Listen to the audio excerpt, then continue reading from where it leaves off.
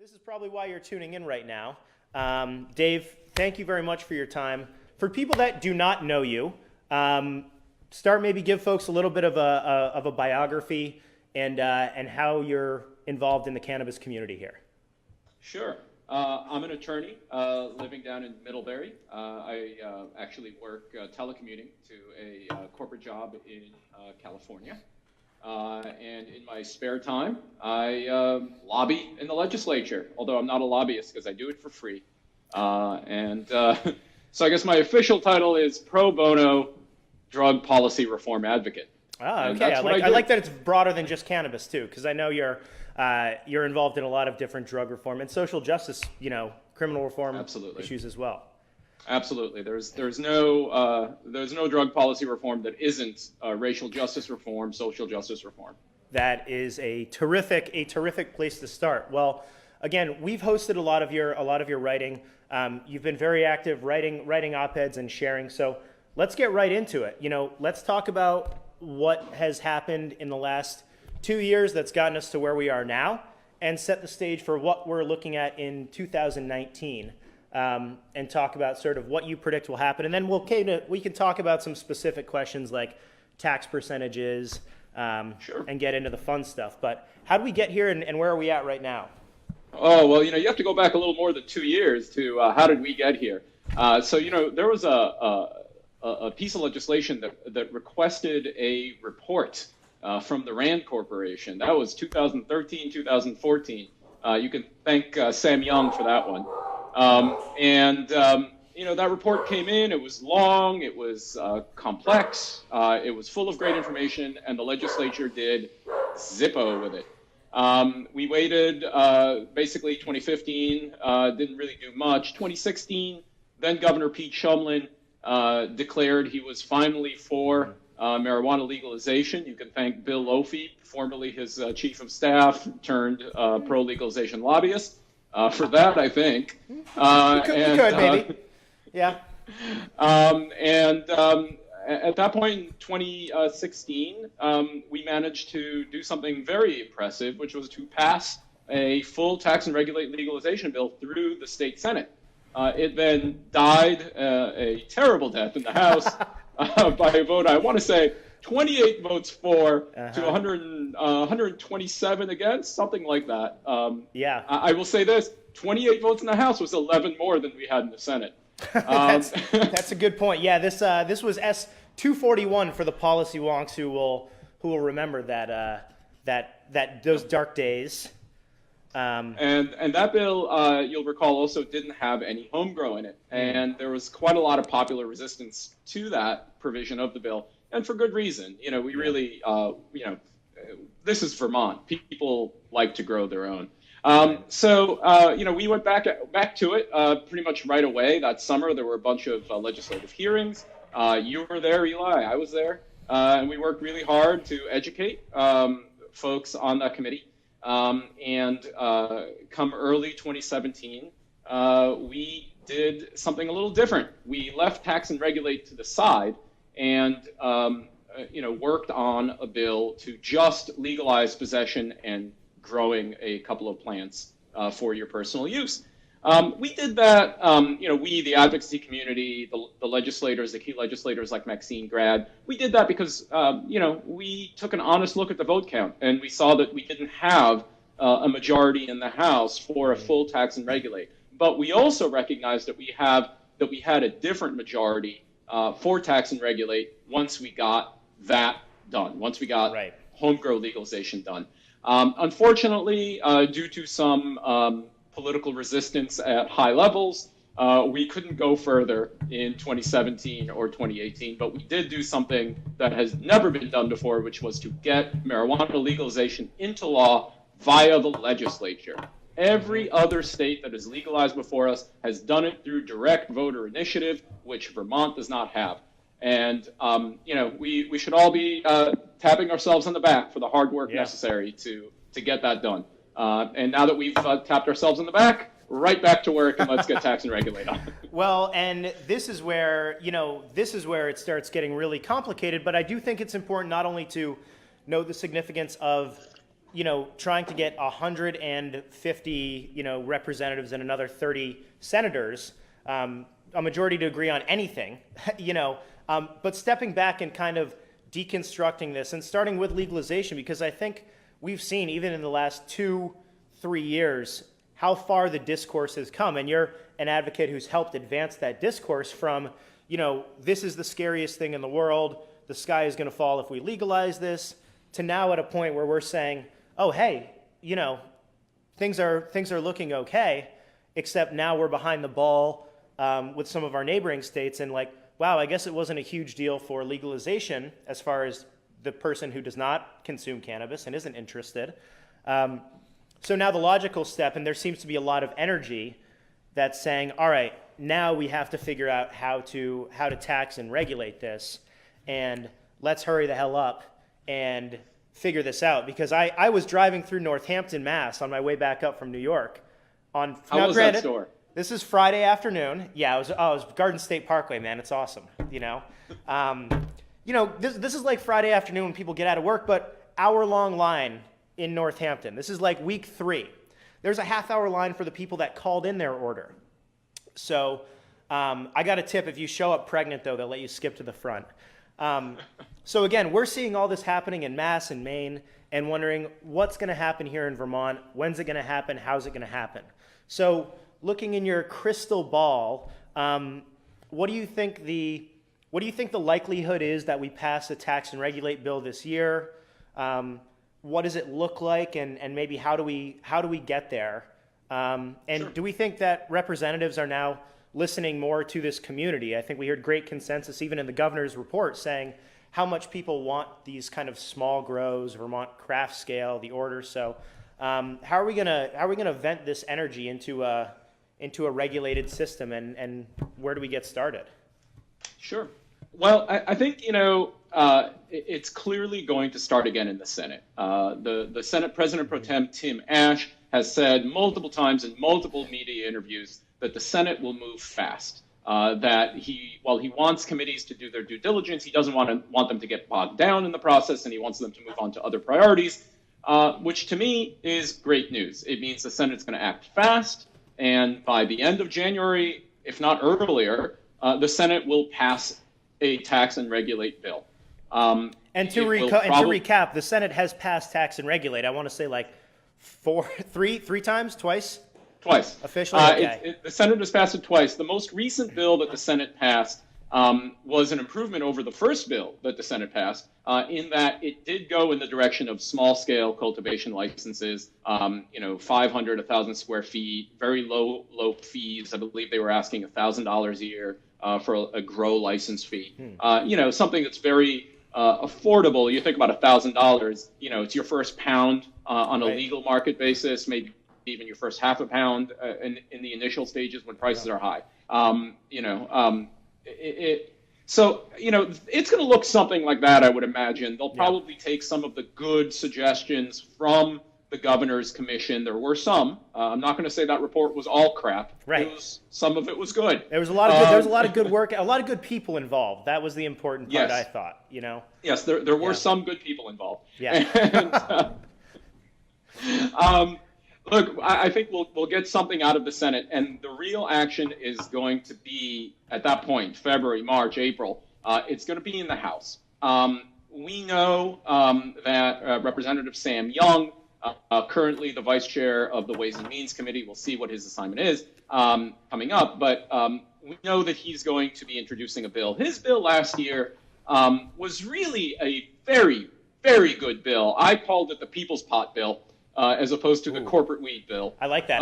Well, that's a good. We'll see which one deserves the moniker this year. That's right. And Sam's bill centered around two really great concepts. The first one was a home grow cooperative with, I believe he had no fees at all attached to that, where up to 10 people could hire a professional to grow their 2 plants for them. So you would have a 20-plant collaborative. Okay. And then they could pay him in any manner that they saw fit, meaning they could buy the product from him, or they could pay him a salary. It was really very flexible. We'll see where that goes. I think, that was a good discussion starting point. I think Sam is probably interested in developing that a little bit further. Yeah. The other centerpiece of Sam's bill 2 years ago was the $500 500 square foot grow license. This thing was designed for one purpose and one purpose only: get rid of the illicit market.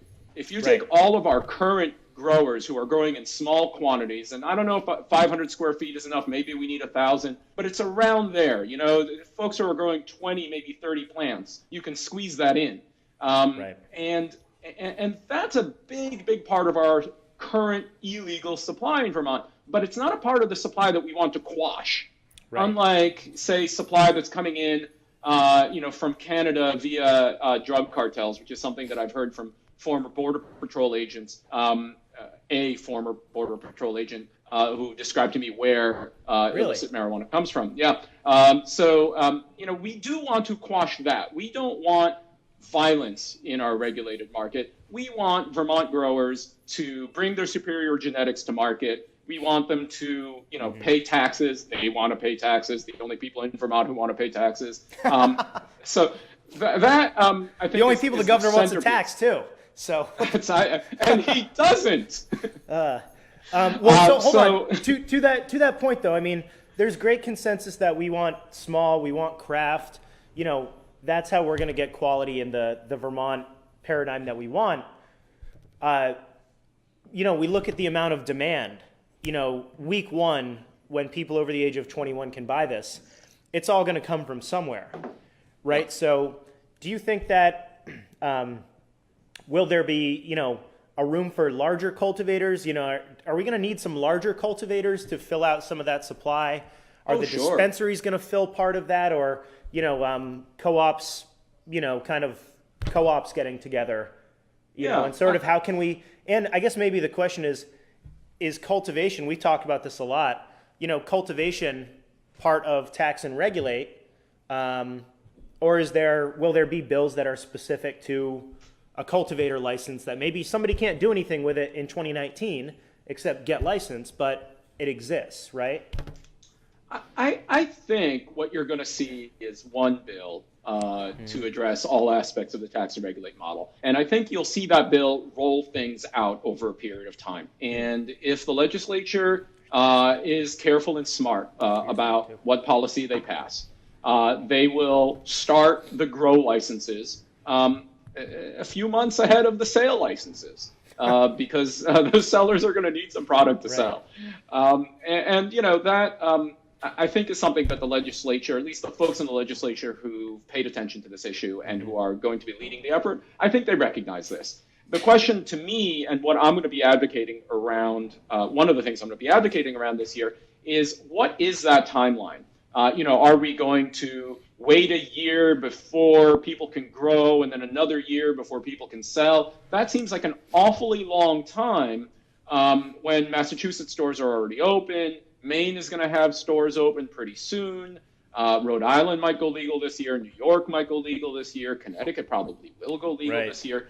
And, and plus there's Canada. I'm actually quite worried about, blockheads from northern Vermont going up to Canada to buy their marijuana legally there, thinking that they can bring it back down here legally and getting arrested at the border. That's a big problem, and I think it's something we need to think about and take care of in advance quickly.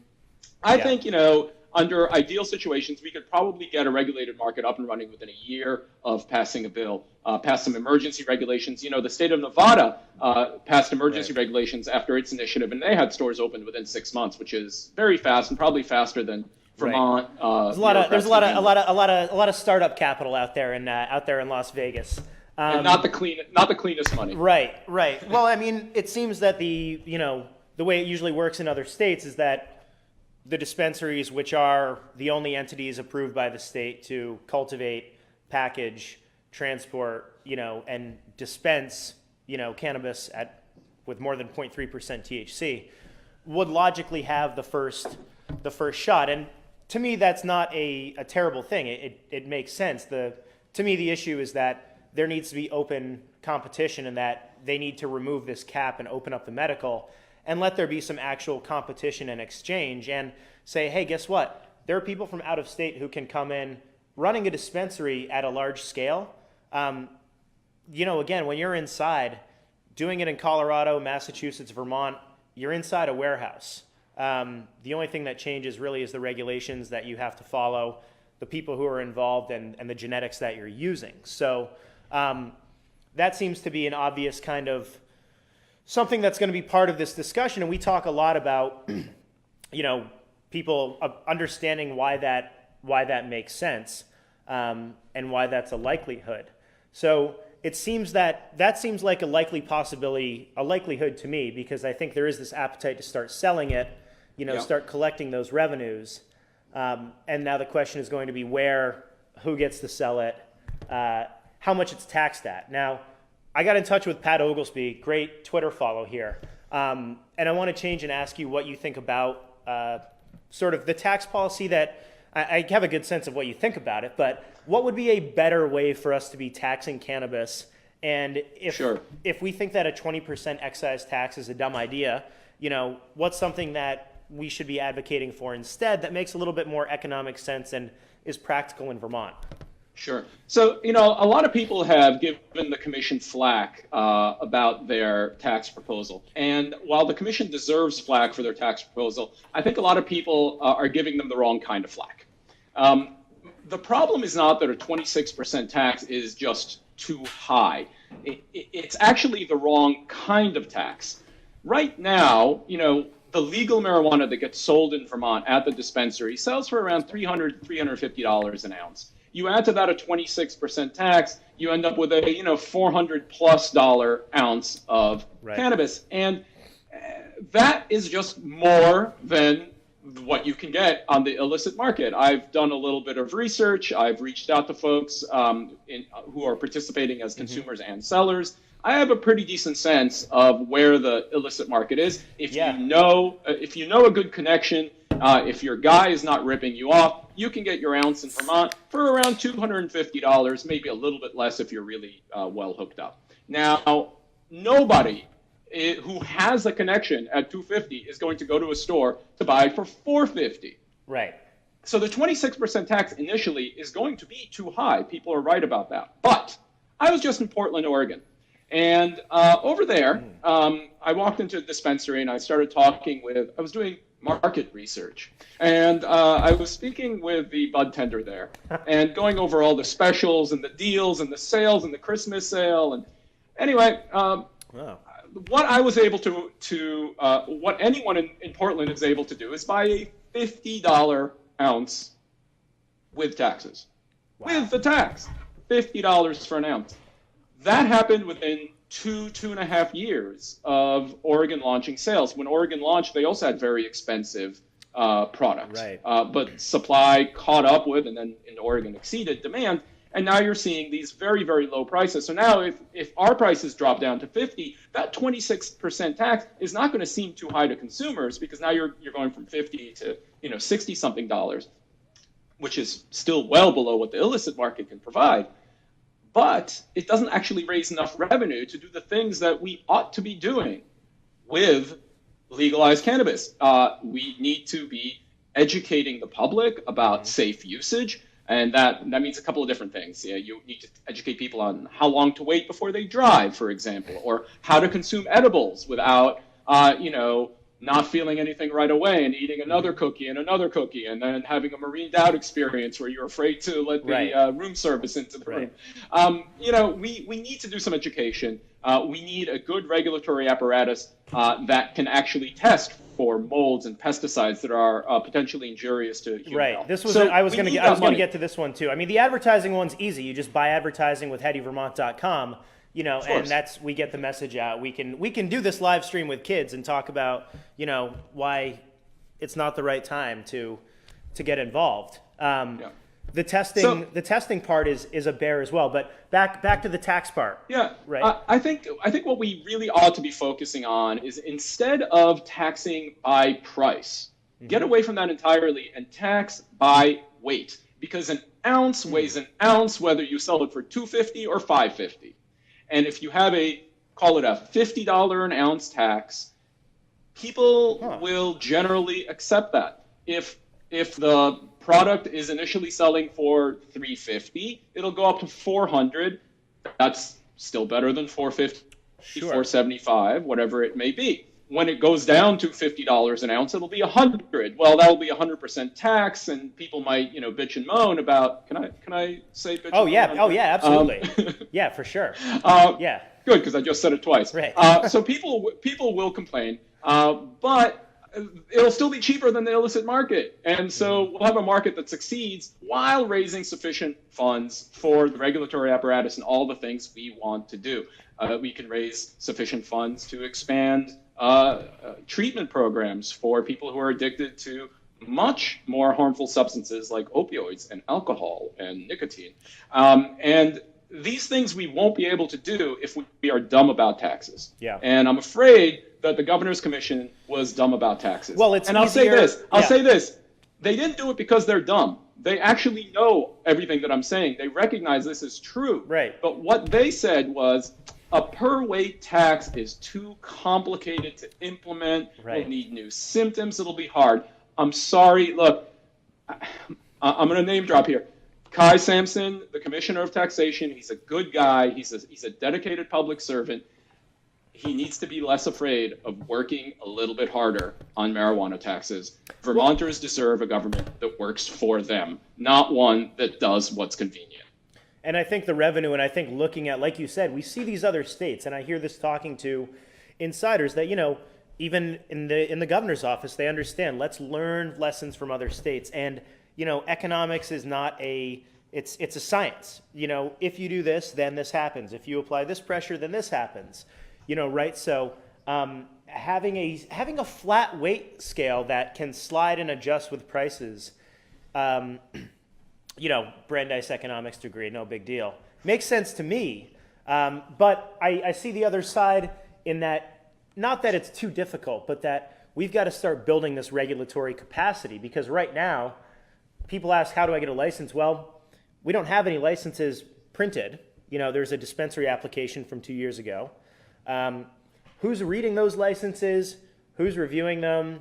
And who is going to then do the oversight?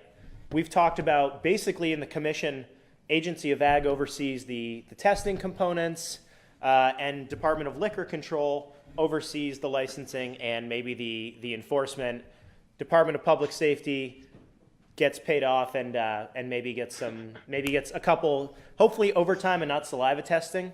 I'm doing the math, and I want you to feel free to use this, that it would be 10 times less expensive to put a salt spreader on the back of every police cruiser than it would be to install a saliva testing unit. So as the weather gets shittier in Montpelier, please be encouraged to use that.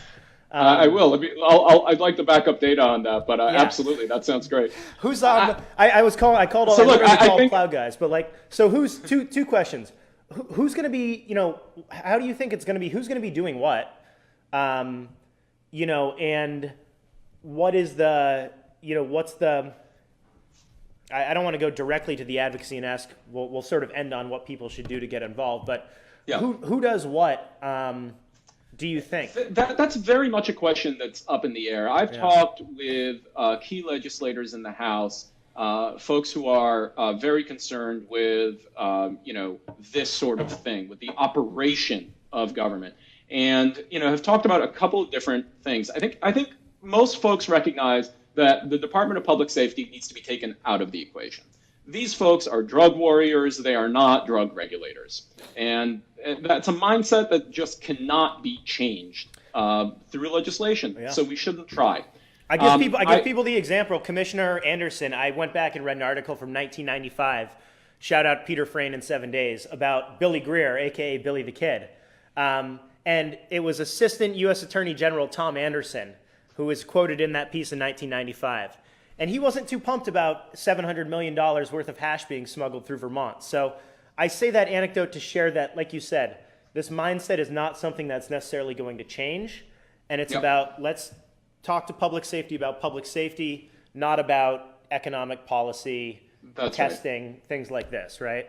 So I've heard folks talk about DLC, the Department of Liquor Control, perhaps taking this over. I'm not sure that is going to fly in the House. I think DLC has some internal political issues internal to the government. Yeah, it's, they just merged liquor and lottery. There was a whole brouhaha over the insider trading inside the lottery. Oh yeah, sellers. that's right. Yeah. And then, the legislature passed a law demanding a report from the lottery commissioner, who then told them to pound sand. He's not going to do it. I'm not really seeing a whole lot of love between the legislature and DLC. So I wouldn't bet money on DLC being the primary regulator. I think if I had my druthers, I would put it initially in ag. I think we have folks in ag who are eager to do a good job regulating it from an agricultural perspective, and I think that's what we need. And they are, ag and markets, so they can regulate sellers as well. Right. I would put it there to start while building an independent commission, a cannabis control commission, so that we can similar to Massachusetts, right? A little bit. Yeah, similar to Massachusetts, where you can get folks, hopefully someone like Massachusetts Commissioner Shailene Title, who is very, very focused on social justice and racial justice. I would love to see something like that happen in Vermont. So not that I'm advocating to hire me to do this, although I would be a good fit. The rest of us are. You're the only one who's never taken. You haven't taken a paycheck from anybody, so you're kind of. I don't want one. I like to keep it honest. Yeah. So we'll see. We'll see where it goes. It's not unless there's a move to put a lot of responsibility in the Department of Public Safety. You're not going to hear me scream, "Whoa, hold on, don't pass this bill," because I think there's a lot of good choices, some better than others. I think ag is the right choice initially. Yeah. But we'll see. I got a few more quick ones. We talked about testing a little bit. We had a story just recently about Michigan with a recall. Every state where there are tests, there are always recalls. So we know that testing regulation works for finding things. These are places with a lot more supply and a lot more diverse sources of supply, so it's more important in other states. I will concede that. However, moving forward, do you get the feeling that people in State House understand the importance of that? Because I think sequentially we saw in Massachusetts, we had dispensaries who were licensed, but the labs weren't licensed, so they couldn't approve the products, so they couldn't sell the products. That added another 12 weeks onto Massachusetts. So this happens in almost every state. There is a lack of product up front, and I really hope that Vermont, the legislature in Vermont, figures that out. And I'll certainly be talking with folks about that. We need to have a testing capacity that allows the market to succeed. So whether that means initially we relax the rules so that growers can get their wares to market even when there's a lack of testing, maybe that's what we do initially for 6 months while labs get their act together. I'm not really sure at this point. And I would agree. It's kind of like it's easy to go to the other extreme, right? Because there are some growers in big commercial grows who are using pesticides, but you can go too far, right? And this idea that cannabis is dangerous, that if somebody is growing it and selling it directly, that it is a dangerous product. It's not. The most dangerous thing about cannabis is being arrested for it, and we need to move past that. So we have a lot of cannabis consumers in Vermont now. They are consuming cannabis that is not being tested by any government overseen agency or independent lab. It's out there. It's not going to stop the day we pass a bill, if we pass a bill. That's going to continue until there is a better place for those consumers to purchase their cannabis. And so we need to practice harm reduction here. And we need to get those stores open as regulated as possible with success. And that means be flexible. Right. Big growers, like you said, big growers are more likely to use harmful pesticides and herbicides and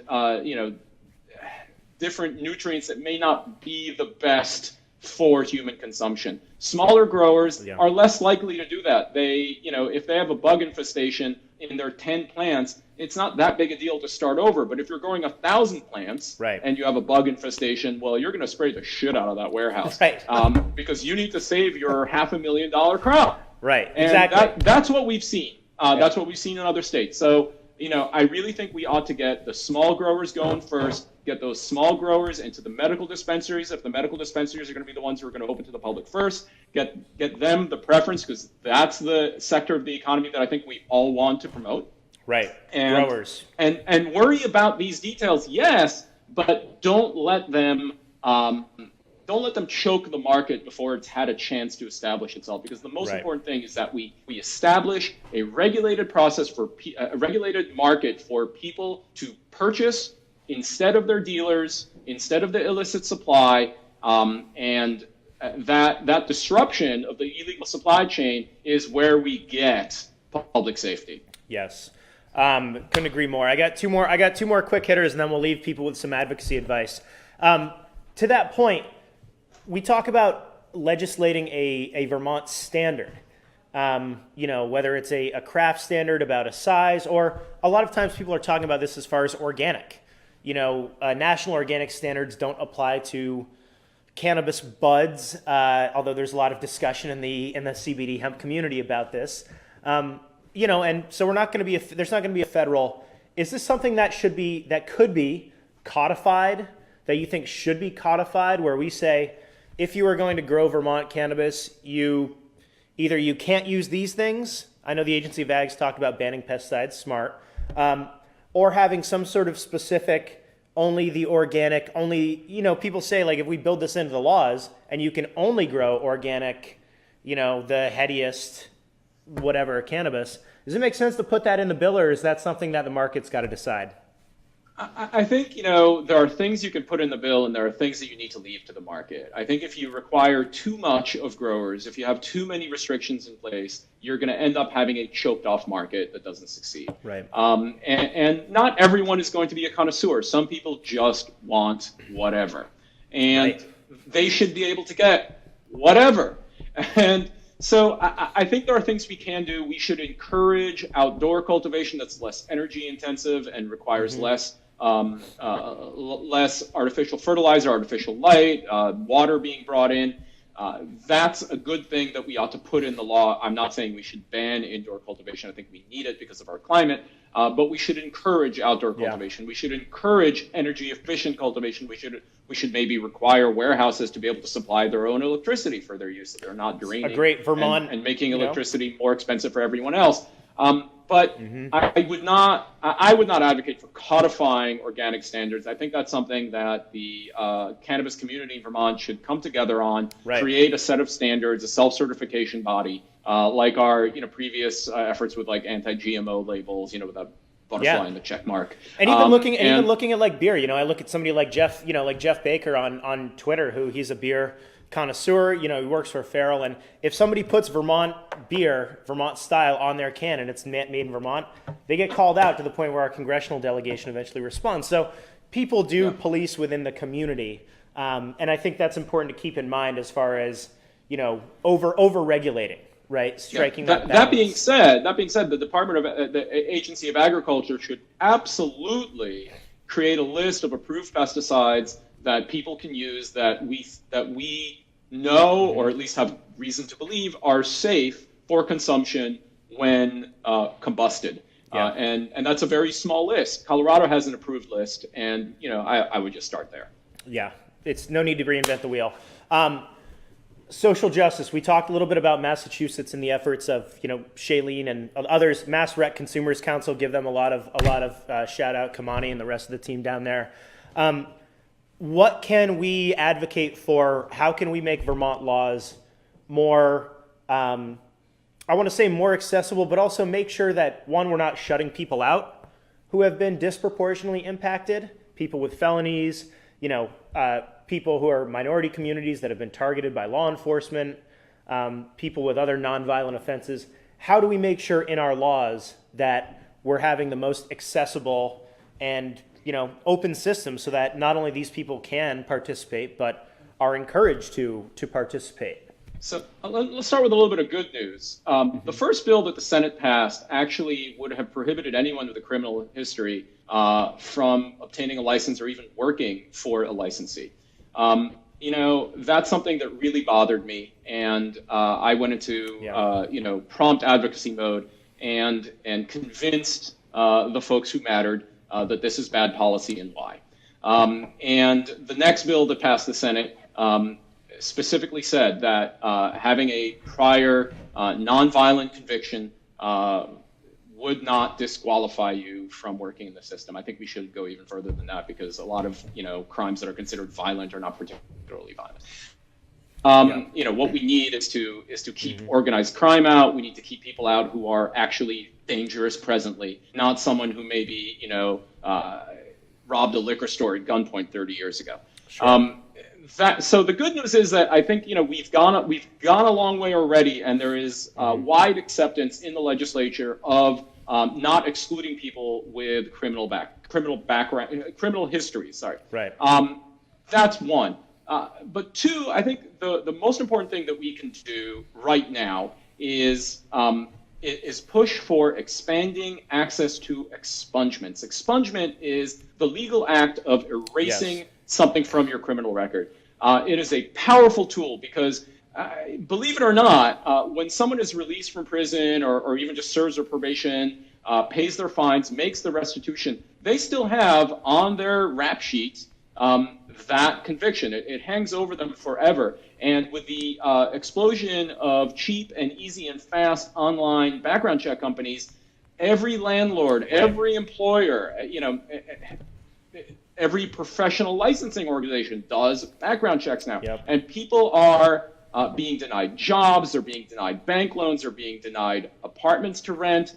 You can't get a federal student loan with certain conditions, with certain convictions, and you can't get public housing with certain convictions. We need to make expungement more readily available. It's currently only available in Vermont for people with misdemeanors, not felonies. Felonies sound dangerous, but they really aren't. Right. Not necessarily. We're not talking about murder all the time. Sure. We're talking about possession of 3 ounces of cannabis is a felony still today.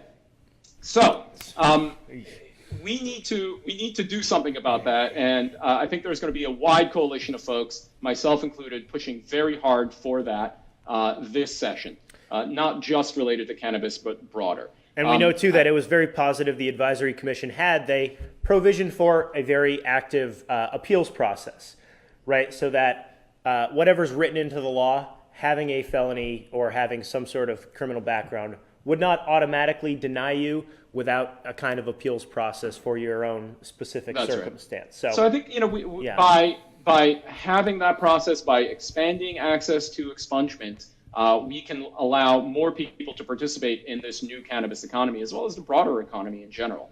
That's something that we really ought to be advocating for as a community.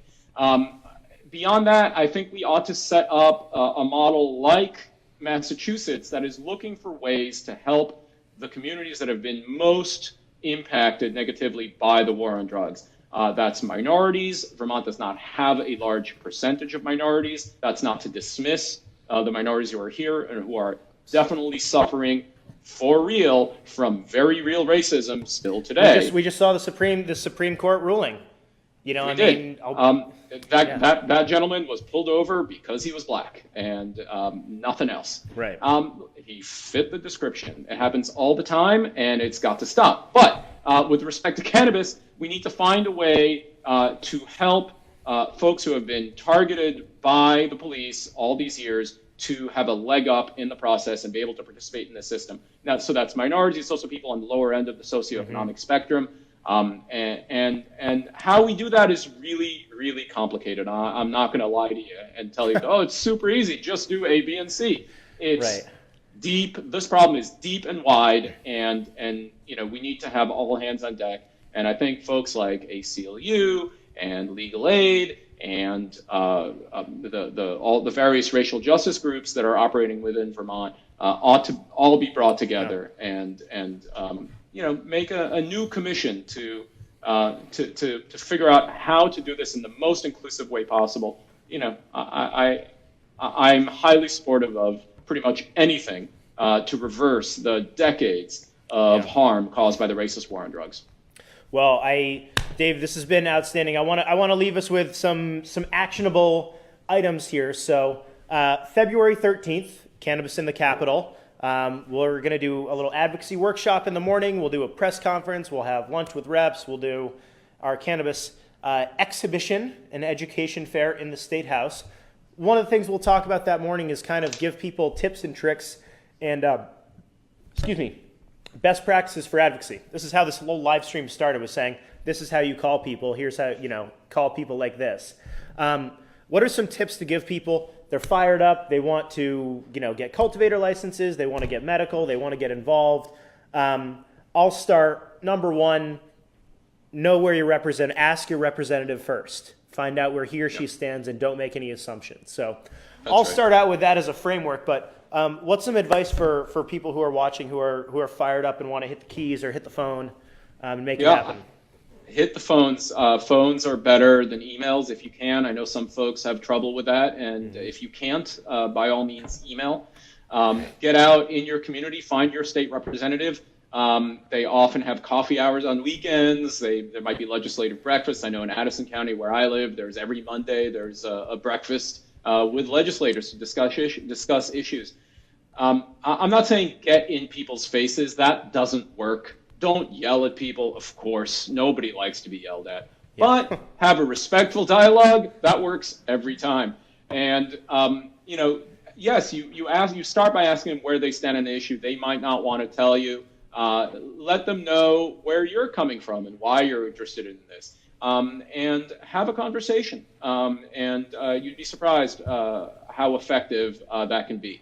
I think folks have been doing that for the last few years. Eli, you are a big part of getting folks to do that, and thank you very, very much for all your efforts in that regard. It has really paid off. We are coming into the session with over 90 out of the 150 reps on the record saying that they support some kind of tax and regulate model for Vermont. That doesn't mean that we're going to get 90 plus votes on a bill. Right. That's a very different creature.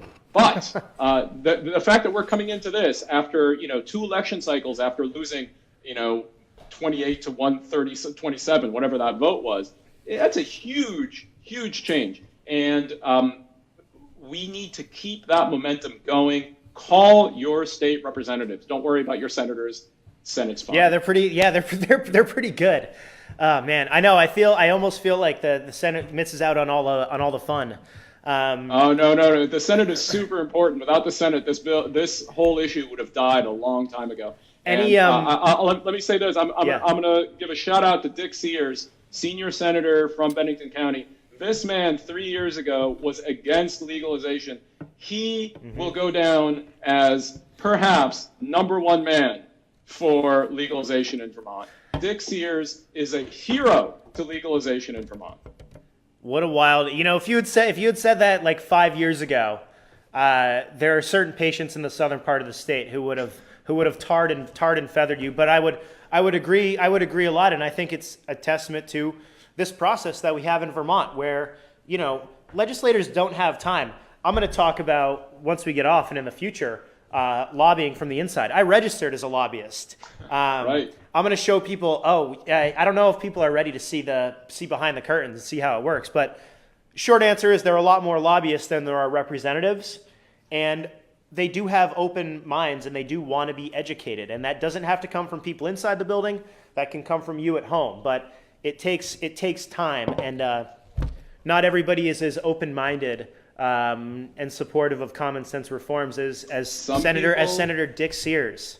Some people's mind you can change, and some people you just have to elect somebody else. And we've done a good job, Eli. All of us in the community and voters in Vermont have done a good job at both. We've replaced a lot of Stone Age prohibitionists. Yeah. And we'll see what the votes look like coming forward, because I do think that people here, this is now a constituency. There is now a cannabis constituency. So people out there should know that they understand there are a lot more people marching behind this than there have been. And hey, guess what? We all vote, we all pay taxes, we all volunteer for campaigns, make contributions, host house parties, do all that stuff. So, And look, if folks want to, reach out to me, ask me who their rep is, where their rep stands, I probably know. I have positions for about 3/4 of the House. on record. So if folks want to get in touch with me, I'm on Twitter. My DMs are open at Dave Silberman. And let me know where you live. I'll let you know who your rep is and where they stand and how to contact them. And I'll make it easy for you, man.